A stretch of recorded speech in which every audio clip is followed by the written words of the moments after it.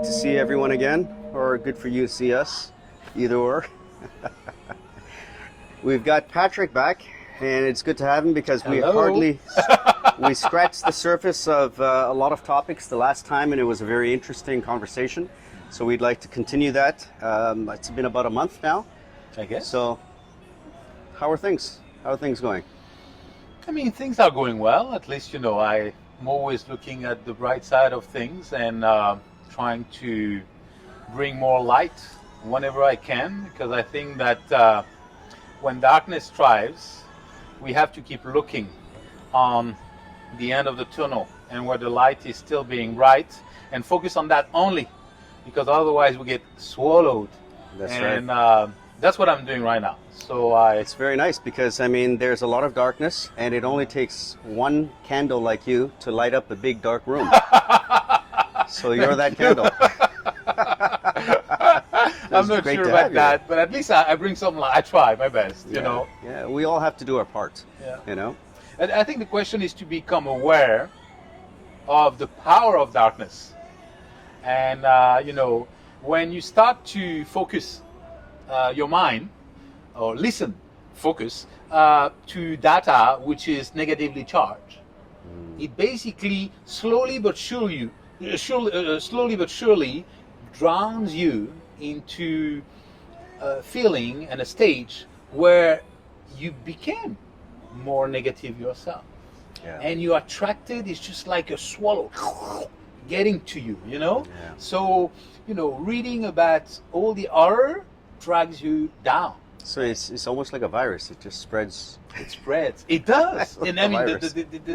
but actually, the light is the same. Mm. In fact, is on the other hand, is if you begin to look at all the bright side of things, Yeah. then suddenly everything light up, Yes. and then and everything becomes greater, better, and so we have a choice. Yes, we have a choice, and that's the thing. That's what we're trying to do here. We need to focus on what we want to have more of, Correct. and try to bring light to the darker areas of our existence. We create our own realities.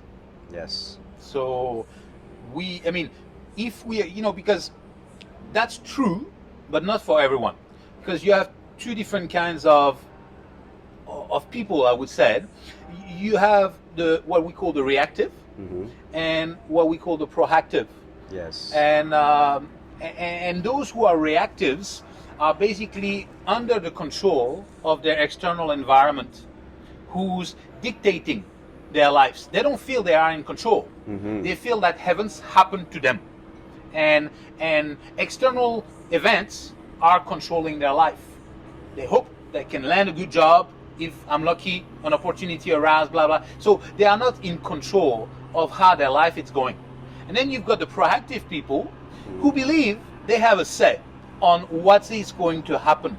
And then therefore they say, some of them say, I want to be very mean.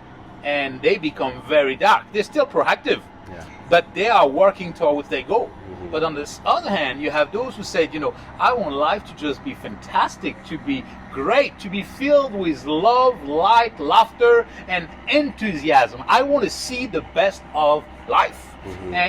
And therefore, I focus on what's right.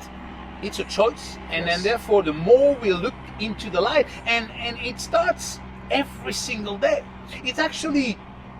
It's a habit, it's a routine. When you wake up, it is the most precious moment of all. Because in fact, it's a new life. Because the closest thing to death that we know is actually sleeping. Mm. That's the status where Makes sense. it's very close to death. Yeah. So You're you wake reborn up in every the morning, morning. you are reborn. You have a new chance, a new To choice make a to new make. day, a new choice. Yes. So you wake up, and what are your thoughts? Become right away, what am I thinking about? Mm-hmm. And at this moment, try to decide what is that you want to think, because the mind is, very easily attracted to, feelings, emotions, a variety of things. Yeah. And depending on how those emotions and feelings are charged, you are basically charging your software in the early morning with good or with bad.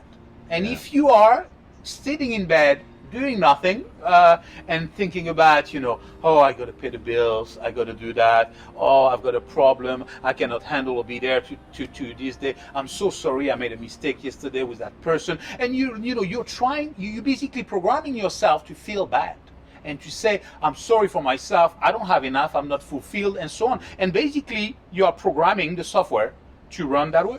Yeah. And that will happen.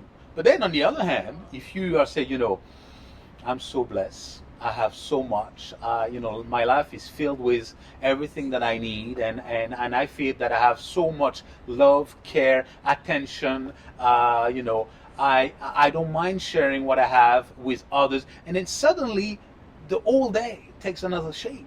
Yeah. So it's almost like the glass is half empty or full, depending on how you want to see it. And you have to make that decision in the morning when there's not too much baggage in your mind, whether that half glass is half full or empty. And that's going to decide the direction of your day.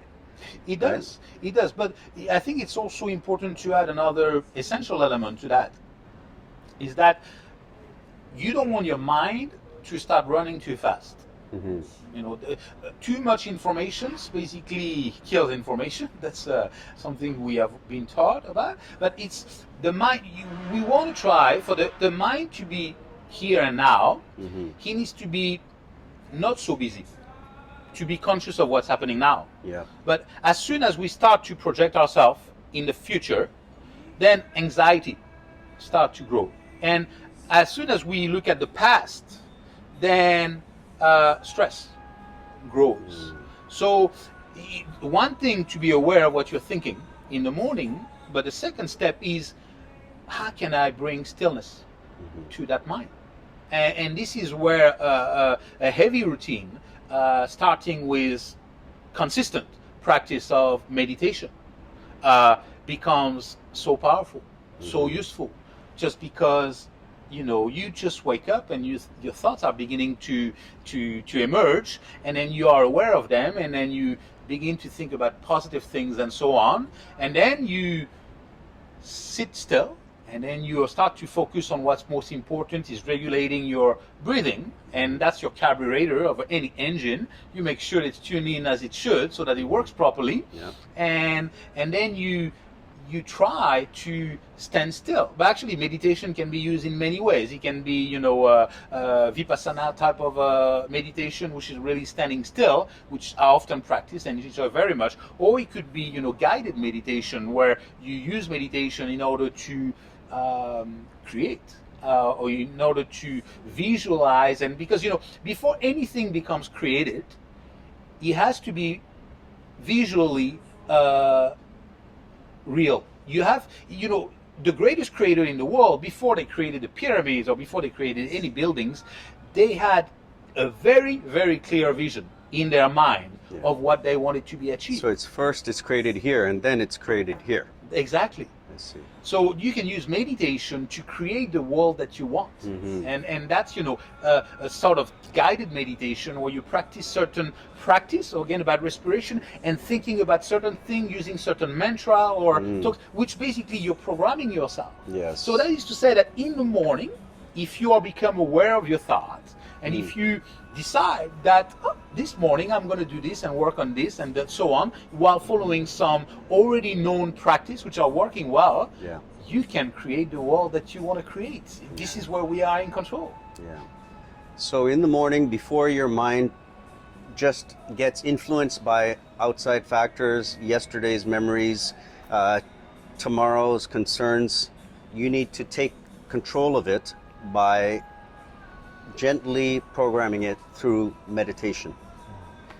And so what is your, let's say, you wake up in the morning, what is your morning routine like? Because I think a lot of people get off to a bad start. A bad start daily or a bad start in life, that's the thing, that it's only at the start that you have a chance to set a new course. So when you wake up, what is your morning meditation or your routine like, so that, people can see maybe if they can incorporate some of those elements? So, I have a pretty long and pretty strict routine. First and foremost is that the morning, the first hours of the day, is all mine. is my time. So I do what I choose to do. And I don't let external factors affect that. Okay, good. So that's number one rule. Interesting. And so when I wake up, first thing is becoming aware of my thoughts. Mm-hmm. I obviously stand up and actually roll myself on the right side, which is better for blood connection with the heart and so on. And I go to the toilet, obviously for basic needs that we all have. Don't go into too much detail there. Let's move beyond that. Okay. And I wash my mouth. That's the first thing I do because, the saliva that we have in the night when we wake up, Yeah. it's charged with a lot of bacteria and other elements that you actually don't want to swallow. Mm-hmm. So I have a bottle of salt, Himalaya salt and water. Okay. Then I clean my mouth so that I've got a clean mouth right away. Then I go back to my room, I do my bed, make my room perfect. Mm-hmm. Then I take my little cushion on which I meditate, and then You mean a cushion? a cushion that I put, okay. below my butt in order Okay. to stand up a little bit. Yep. And then I sit in cross-leg position, the lotus, they call that. And then I take my phone and then I decide I've got an app with a variety of guided meditation practice. Sadhguru, I don't know if you know. Sadhguru, yes, yes. But he's got a very, very interesting application to help you on that, especially if you don't have too much experience. It's very well done. Or I connect into YouTube and I've got a large selections of favorite 432 hertz sounds or 528, which are special frequencies, which allows you to vibrate and to connect at different level. So I tune into that, and and then I meditate. Now my routine is 25 minutes, but actually I will continuously try to increase that further and further, and I would love that to be able to allocate up to 45 minutes every day, on the morning at least, because I do it at night. Then when this is done, then I do my yoga. And my yoga session is not that long, maybe 15, depending. This morning I did 20 minutes. It's a repetition of a series of consistent exercise and new exercise so that I can work on different parts of the body. And I try to do each of them 21 times. So basically get my heartbeat a little bit up, not that much, but some, and I do work on various parts of the body in order to unlock all the fields of energies that are maybe blocking in different areas, in order to unstiff my legs and my back and other parts which at my old age are starting to Well, I've seen guys that are in their 80s doing yoga on YouTube that they don't move like 80-year-olds. So, I mean, you're not even close to that. So, come on. I see. So, after this is finished, I mean, some people will call it a prayer. I don't call it a prayer because, I mean, yes, it is and it's not. I'm not religious. But basically for 3 times, I will put my hand like this and I will bow forward. And when I do that, I am simply trying to be thankful to the whole. At this moment, I am not feeling any separate than the universe. I am closed eyes and I'm seeing millions of stars, and I'm just one of the stars, and I'm just grateful to have all those stars which are around me. So I have this routine to do that little 3 things early in the morning. It's almost like you feel you connect yourself with the existence around you. Exactly. Okay. Then I close and I open. I've got a big notepad, actually a notebook right at my bed where I do a lot of things. But the rule is to write 3 grateful messages. So I write, I'm so thankful for the love and the care that my wife is giving me every day.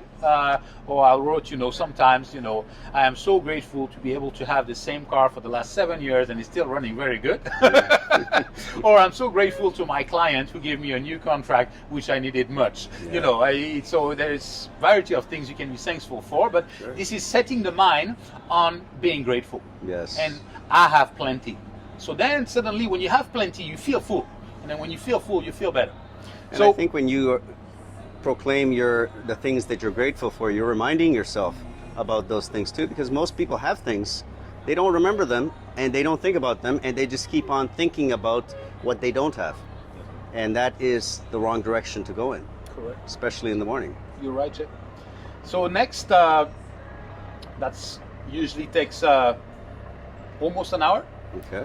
Next is I go out of my address, short and t-shirt. And so until this time, you're naked.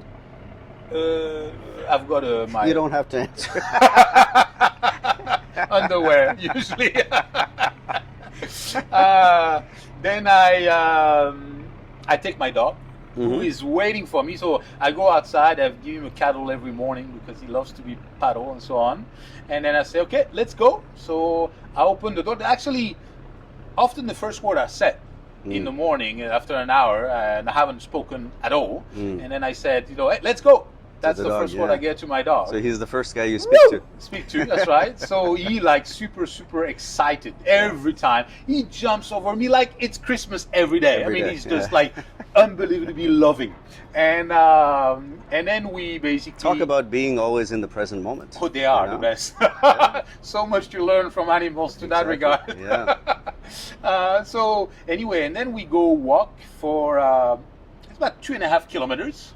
So it takes about half hour, and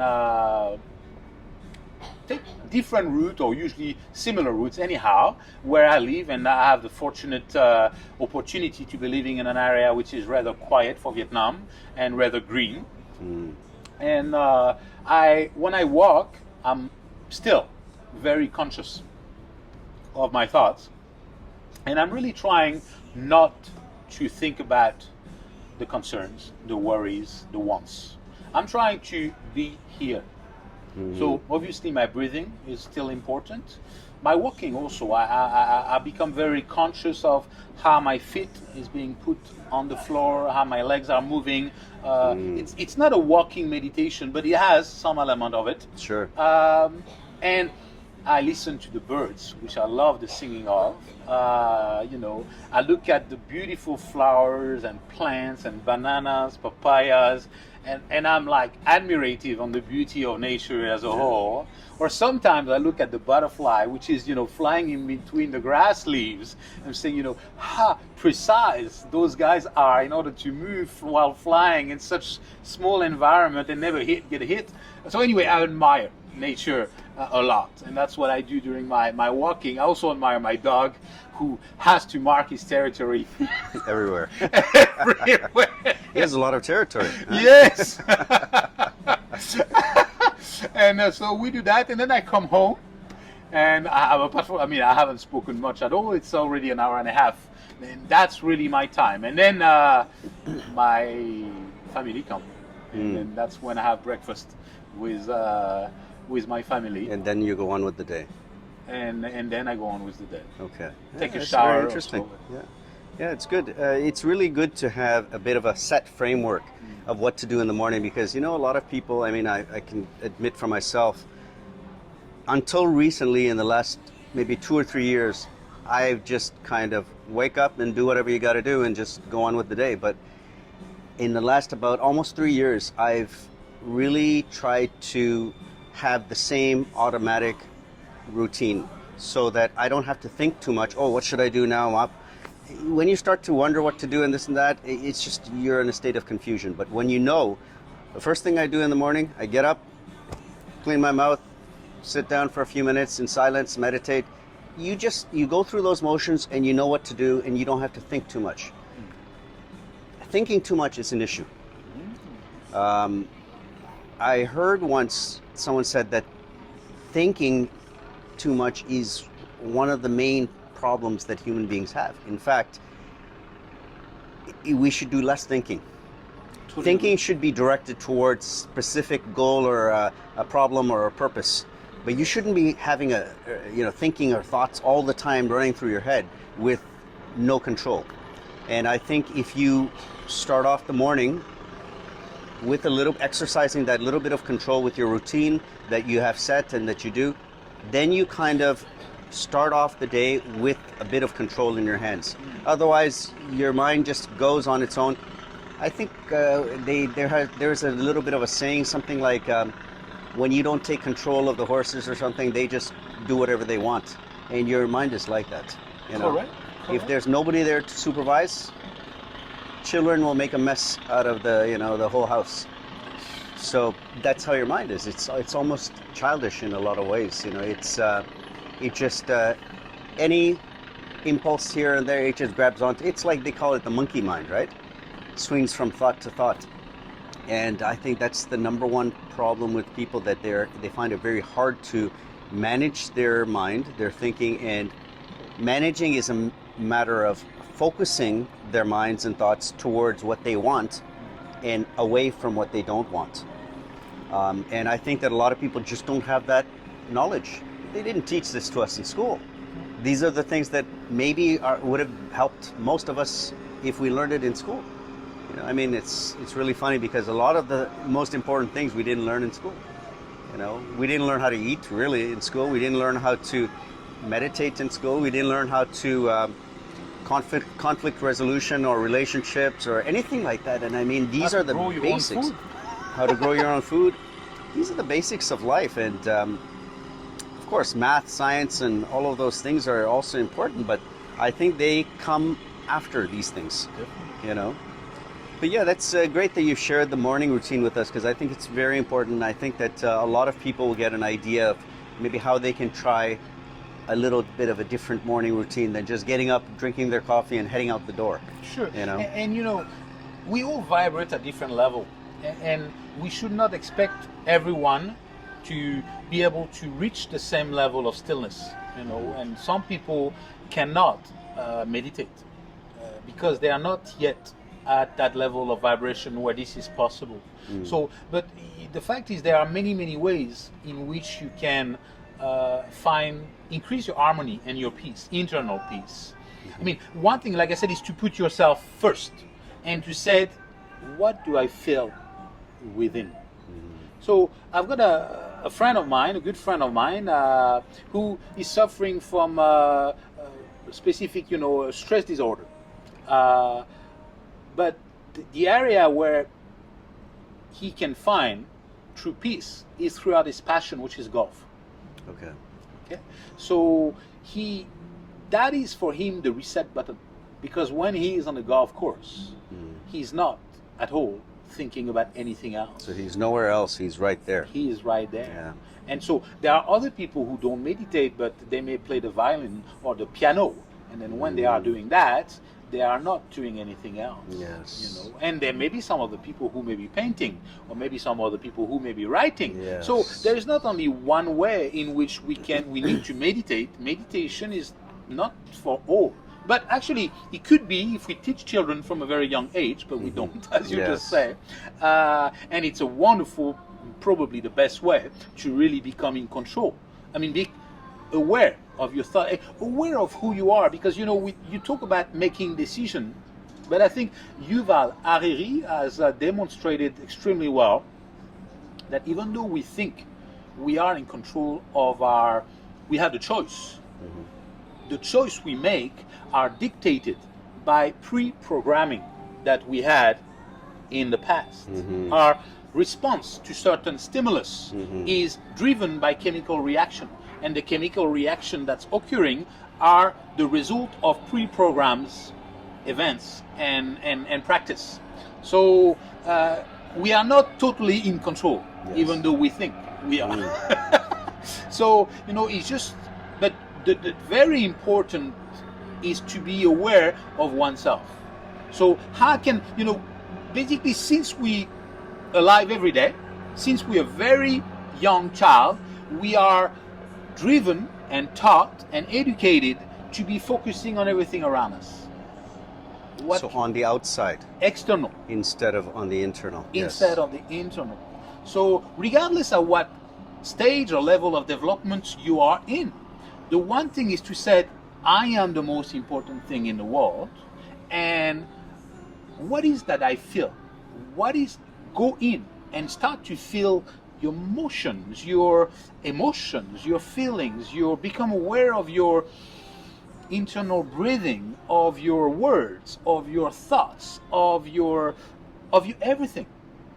Became aware of the fantastic, outstanding thing that you are, because there is nothing as incredible as we all are, and we have incredible capacities and powers by programming it to work in certain ways. And it's a lifelong journey which never ends, because Sure. the opportunities are limitless.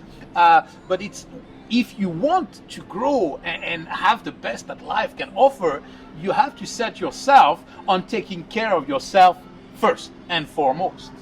But we are driven to always care for my car, my boat, my job, my friend, my relative, my charities. So always looking on the external, and we think that because we are giving so much time and effort for that, that's going to give us enough fulfillment. It doesn't work that way, as far as I know. Yeah, and it's funny that we have the most remarkable, I guess, vehicle, but we never are taught how to use it. We are never given a user's manual. When you buy any technology that's not even half as complicated as us, Yeah. you get a manual with it. For sure. No one has given us the manual. And of course, our parents never got the manual, and nobody else got the manual. And now, because of the internet and a lot of development in terms of philosophy and spiritual development and sharing of ideas, people are starting to learn that there are actual ways to master and to get to know this vehicle. Meditation is one tool to use for that. And it's, I think, only when you can master this vehicle and your internal and how you work, and getting to know, like you were saying, getting to know how you react to things, how you perceive things, how you take in information from your senses, and making sense of that. And I think that is the beginning. And then from that, after you have learned to do that to a good level, you can be much more effective in the outside world. But if you don't even know how to use this, and you're just stumbling around like a pinball in the pinball game, just bouncing from here to there, then you are becoming, as you said, reactive instead of proactive, right? So yeah, that's a very important bit of advice, that you need to try to become more aware of who you are and how this vehicle works, and how you can make it work better. Yeah. I'm quite sad myself to have discovered this so late. Yeah. Because I know some people who are much younger and know that already. Yeah, me too. I feel the same way. Better late than never, of Sure. course, right? But man, if I knew what I know now, if I knew that even 10, 20 years ago, Can you imagine? really, like, I just was so preoccupied with the external, which is what everybody around me was preoccupied with in a superficial, materialistic, society such as North America is, and that's where I grew up. So I mean, that's what was always on my mind. I never heard really much about meditation until maybe 10 years ago. You hear about people meditate. Yeah, some guys in the mountains in the Himalayas, but I didn't know that was something that people should do.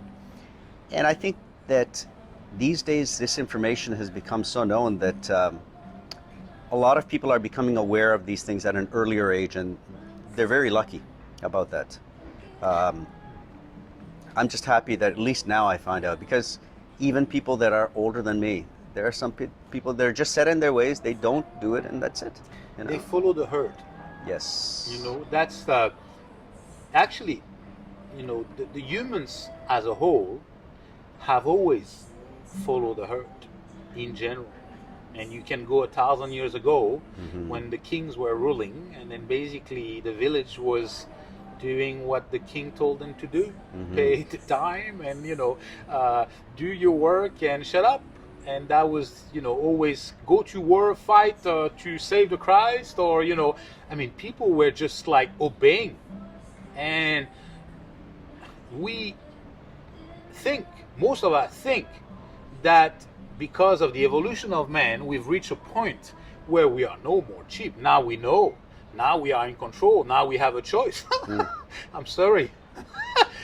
We are still a herd who's just following us. And today, the clamps are becoming stricter and stricter. Yes. Now, there are more people, like you said, who are realizing that to really be different is the way to go. Mm-hmm. Is actually, so if from a very early age we were all taught, my dear, you are so unique. There is no one like you, and you can do the impossible. Mm-hmm.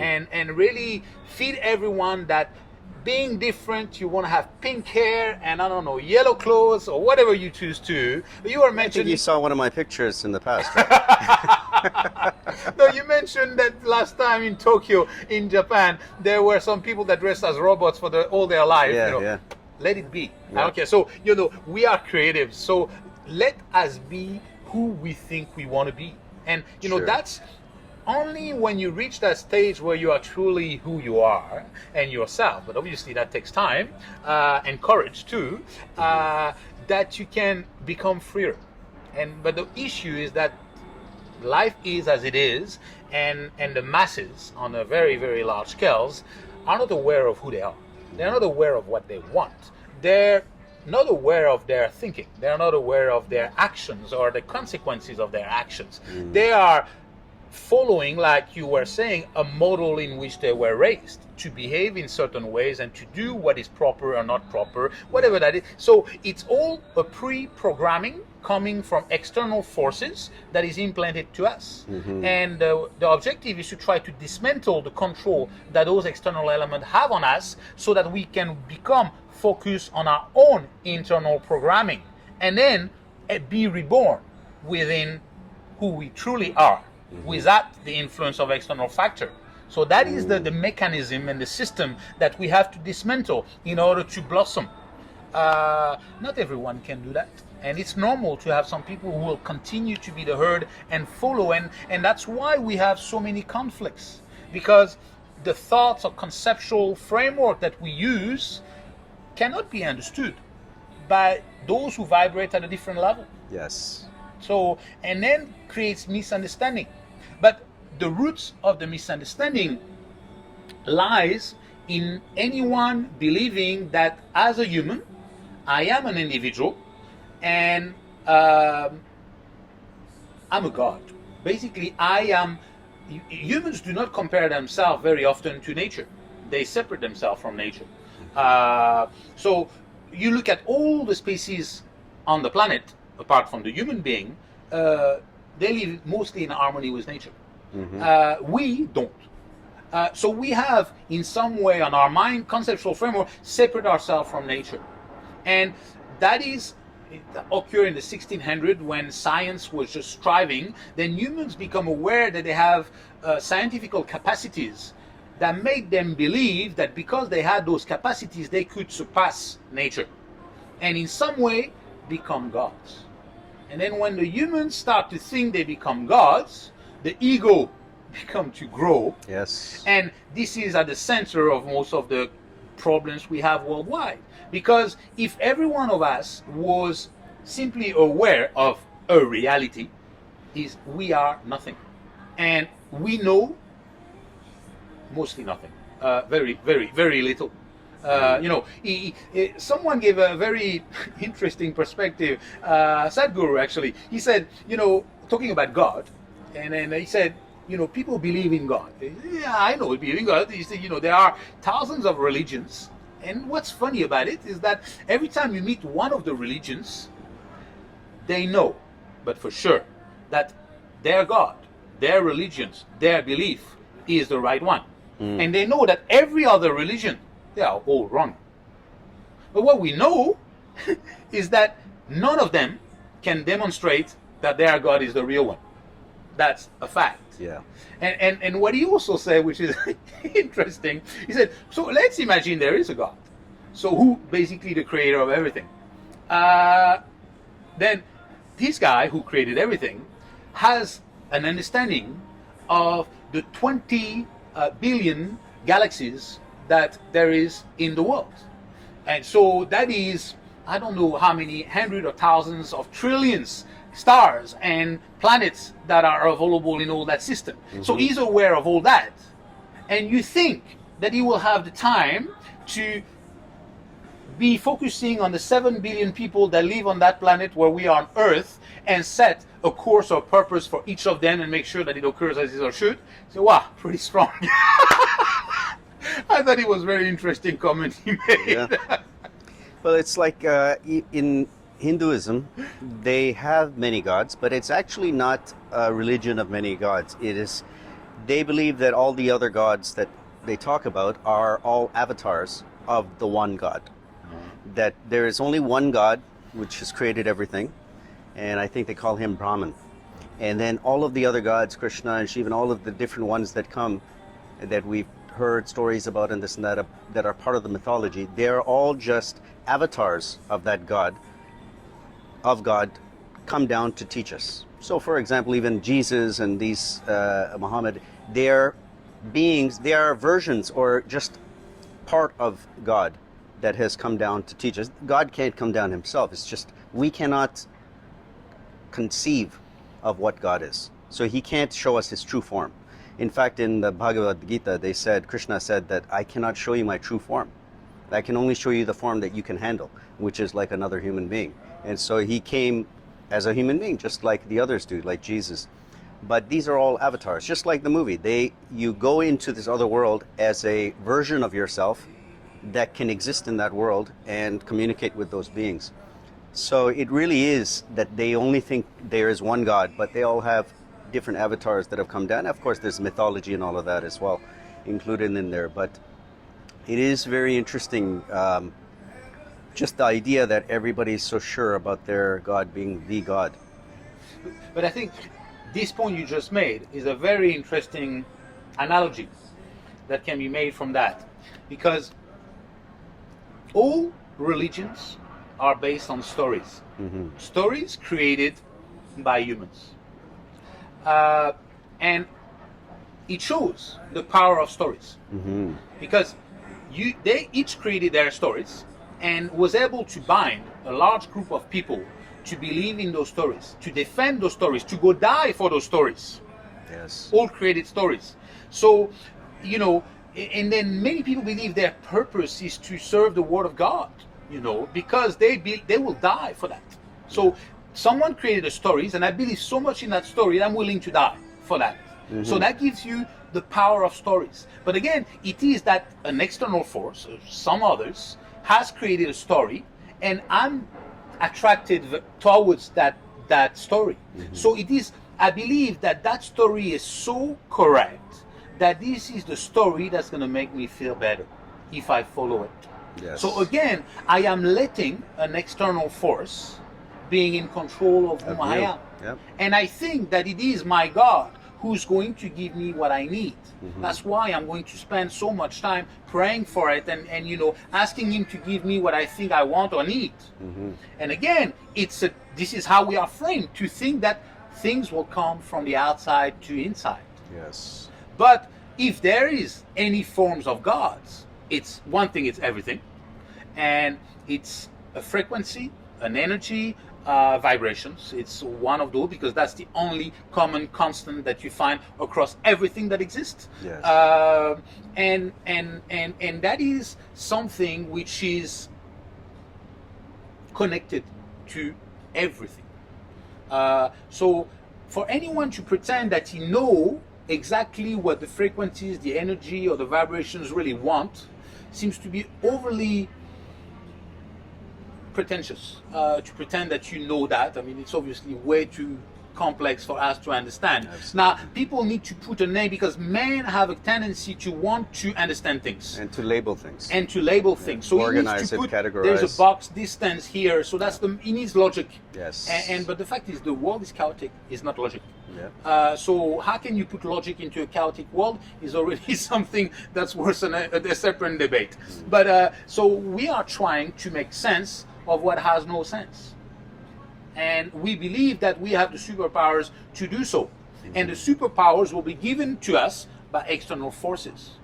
So you see the series of mistakes that most humans are making, and that's why we are lost. A lot of assumptions, and then we're lost. We don't know how to, and also a lot of relying on the outside world or outside things such as God, and that, if I pray hard enough, I will get what I want, instead of taking ownership and actually trying to do it by yourself proactively, is a mistake I think a lot of people make. And they're just waiting and waiting. One day I'll get what I want. God will give it to me. I just have to keep praying long enough and it will happen. Sure. And I think a lot of people, because of that, they take a seat back and they don't really get started making actions and moves in their real life. You know, it's funny. I've always thought this way, and it's partly because I'm a filmmaker, that I always think of life in terms of a movie. It's like life is a movie, but most people are playing the role of like an extra or a guy in the background in their own movie. They don't play the role of the lead character. You know, the lead character in the movie is what the movie is based on and focused on, and he's the guy who's doing things that we're following. But in most people's movies, they're just playing one of the characters in the background and they're watching other people live their lives. So I think many people need to look at their life in that way so that they can realize that I could be the hero of my movie. Maybe it's not going to be an action movie or a science fiction movie or something incredible, but it's a movie where I have control over the things that are happening around me, and I have some sort of free will. As you said, like, free will is somewhat limited. We're limited by our resources, by the things around us, by our own mentality, by our own past. But in there's still some kernel of I can do this or I can do this. So you do have some choice. But I think that's the way I've always thought of it, that I would rather be the hero in my movie than just be one of the bystanders. So, you know, Jay, that's so true, and I'm glad that you brought that, because it's actually in line with what we just said before. Before we demonstrated that a powerful story can get us to do incredible things. I mean, incredible to kill yourself. Yeah. But it can also get you to do, you know, Mother Teresa was able Teresa, to, for example, you know, do incredible things because she believes so much in Christ and the goodwill of helping others. But that's, each of them, even those actions were driven by capacity to believe in a story. But most of them were driven by external stories in which they choose to believe in. Mm-hmm. But you realize, like you said, that the world is a movie which you create.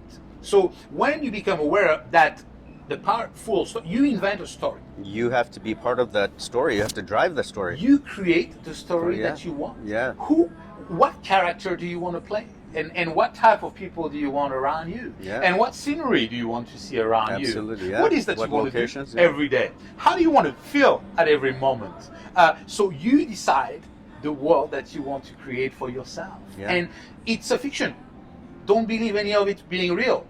But because it's a fiction, you may as well make it fantastic. Yeah. If you have a choice, why limit yourself on having a average story? Yeah. Let's go crazy. Might as well enjoy yourself, right? Yeah. Let's just yourself and be passionate and enthusiastic.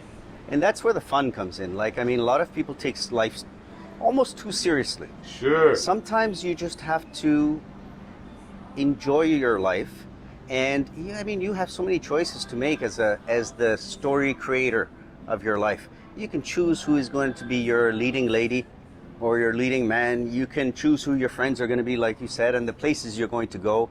What are going to be the sceneries of your life? And you can choose all of those things, and yet a lot of people sit back and wait for life to take them somewhere great. And this is what I am trying to get across or convey to people that I come in contact with, that they have a lot more power than they realize.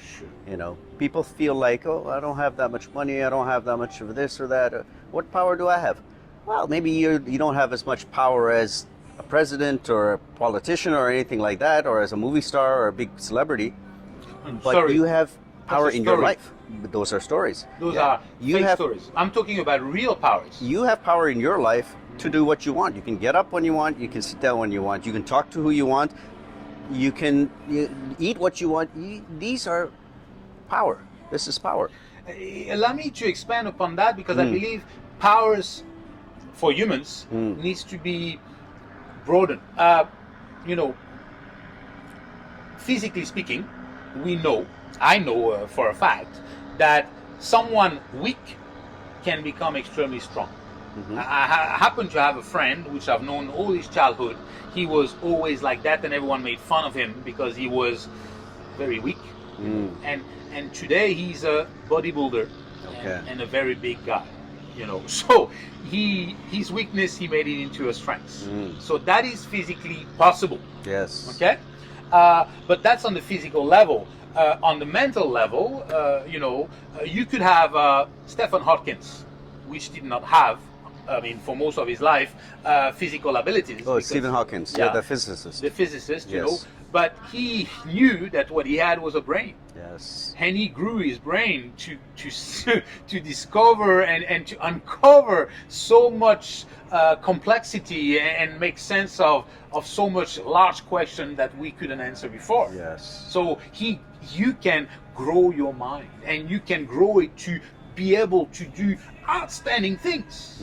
And then on the emotional level, you could be someone who has absolutely no empathy for others, to become someone who is extremely empathic, but also extremely sensitive and extremely filled with a level of vibration or energy that basically can heal the other, while using the world, while using the touch, because we are not aware, but each of us is a healer. We don't know how to use those power, how to become connected to those internal forces that were given to us. Like you said, we don't have the manual, manual, and we are not taught how to, but we have magical powers. I have not experienced it, and I look forward to it, but is we have capacity to move outside of our bodies and to travel, and we have capacities to connect with one another with a very, very far distance. And we have incredible powers in which I have not tapped to. So I cannot tell you much about it, but I know that some people who are much more advanced than I and vibrating at much higher level have this capacity to do things which are totally out of the norm, which cannot be explained, which cannot be understood, and it's often ridiculed by the well-thinking masses or herd who say, oh, because science cannot demonstrate how this works, this is bullshit. Yes. But in fact, the humans have so much more capacities than they can ever imagine that science cannot understand or define everything that we can do. Maybe not yet. Not right? yet, or maybe later. Okay, remain to be seen. I'll be dead by the day. You never know. A lot of things that we considered were magic before, now we know that that's the way it works. I remember that I read the book Autobiography of a Yogi, and that is Steve Jobs' favorite book. He read it every year. And the book is about this young guy who is in India. He becomes a very famous yogi, goes to the West, and he's the one who spread meditation and a lot of spiritualism in the West. And in the book, he talks about how his masters were able to have these out-of-body experiences and visit other masters in another location and come back. And when I first read the book, it seemed a little bit too crazy, too much for me to believe, but really, a lot of the things that we don't understand, we label it as magic or as bullshit, but we may not have that level of understanding yet. There's things like electricity. We really don't understand what it is, but we know how to use it, and we can still use it. So sometimes even if you don't understand something, I don't know exactly how my cell phone, my iPhone works, but I can use it. I don't need to understand exactly how it works, and I don't just because I don't understand, I can't say no, it's bullshit. It's bullshit. It's impossible that you got a little thing in your hand and you can talk to people all over the world, and I can watch TV and videos. No, that's bullshit. I could easily say that because I don't understand it, but it works, and at least I can still use it. I don't have to understand it. So I think that sometimes you need to have more of an open mind that maybe that is true, and maybe I can use those technologies or those things, those powers. I just don't know how to understand them yet.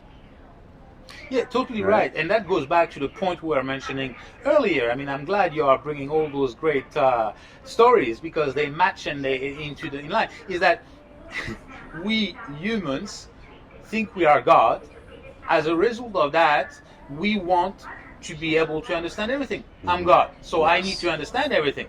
But to really be yourself, you got to be aware that once you're not, I mean, actually, I shouldn't say you're not God because I believe you are. Each of us is a God. Actually, is God in Or general. is part of God. Yes. But the second thing is that to be God is to accept that we don't understand. And even though we are God, in the scheme of all, we are nothing, or just a tiny particle of it. So that tiny particle being capable of making sense of everything that is absolutely totally impossible. And to think that we can is obviously putting us as a separate entity than nature. Because as soon as you accept there's many things you cannot understand, that's the way they are. That's the way it is, and just And accept it. Accept it. Yes. Then We don't need to understand everything. And you can't. Yeah. It's not that you don't, you certainly don't need, but you just can't. And you just never will be able to. Yeah. So if you can't try to understand everything, then accept that's a reality. So when things that you don't understand occur, I mean, you can try to make some sense of it if you want to, or you can accept that, okay, that's the way it is, and there's not much I can do about it, you know. But people refuse, and they try. There needs to be a logic, there needs to be a reason, but the world is not made like that. Exactly. And I mean, I realized this myself some time ago, that I mean, there are things that I'll never understand. Like a physicist might be able to make sense of a lot of things around him. I've never studied those things, and it would take me years and years to follow the education path that he took to be able to understand those things. I don't have the time to understand everything. So I have to understand the things that are important to me and make use of the things that are important to me. But I have to accept that the way things are is the way things are, and I cannot understand everything, and I have to just be okay with that. Okay, wonderful point you make again. And that is, you know, because we humans, when we say intelligence, because to understand things is about intelligence, capacities to but decipher information and data. But this is only one form of intelligence, which sadly for us is what defines us most today. And we evaluate one's intelligence based on his capacity to digest information. Yes. But intelligence has actually many, many shapes. And I believe the traditional yoga philosophy has defined 14 kinds of intelligence. And you know, the intelligence, we work too much on that field of intelligence, which is about making sense of linear knowledge and informations and numbers and so on. But in fact, intuition is another form of intelligence, which we don't work with. But intuition has amazing powers, which it knows. How? I fully cannot tell you, but intuitions can tell you so much more. And you know, if you can become aware of your own self and being in touch with your most innate intuition, then you can probably make the right decision every time. But we are not taught to be connected with such form of intelligence. Yes. And imagine there are 14 type of intelligence. So if you learn to develop each of those 14 type of intelligence to a certain level, your certain capacities to experience will be, you know, heightened to incredible levels. Yes. But if you continue to focus on one form of intelligence, like scientists who wants to make order and everything logical, they may reach on that form of intelligence a very great level, which you may not be, but because you will have so much more understanding of the other form of intelligence, you will be so much greater. So at one point, it's not about understanding, it's about feeling, because within us, we are stardust. So we have experienced so much, and our DNA has recorded most of that knowledge. So internally speaking, we have the answers to everything. We don't know how we have that, but they are. Are we capable of being in connections with those capacities and knowledge that is within? Yes. So I think Gandhi said, you know, the one who seeks knowledge finds a teacher, and the one who knows he doesn't need a teacher. And that's maybe something that can relate to this conceptual framework I just described. Yeah, yeah, it's very interesting. So now we're almost coming to the end of our time here. We've got a few minutes left. I wanted to ask you now, the way things are these days, today is the first day of February, and it's 2021. There's a little bit of a feeling of optimism this year that things are going to at least go back to normal to some degree. What are your thoughts on that? I personally don't think that what we considered normal before is going to be what we're going to go back to. No, and this is very dark. You know, there is dark forces which are at play, and I think we can expect a lot worse coming this year and for the years after. Humanity as we've known it will not be anymore. And but like we said before, that darkness could be total, and it could take one candle to. That's right. So that is what you want to focus on. Yes. And in the current situation, the best way is to take a divergent view on the situation. I mean, at least that's what I think. I don't know if that's the answer, but that's my position. And if we swallow the information that is provided to us, we are digging deeper because everything is bad and negative. But if we decide to look at it from a different perspective, then the light will shine. And let me explain to you. This morning someone shared with me a very interesting video about a very famous French TV anchor and journalist who invited the Minister of Health to his plateau, and he told her, Madame, you see the numbers on the screen here? 99.9747% is the number of people who did not die from COVID in America. And then he made the list for 10 countries.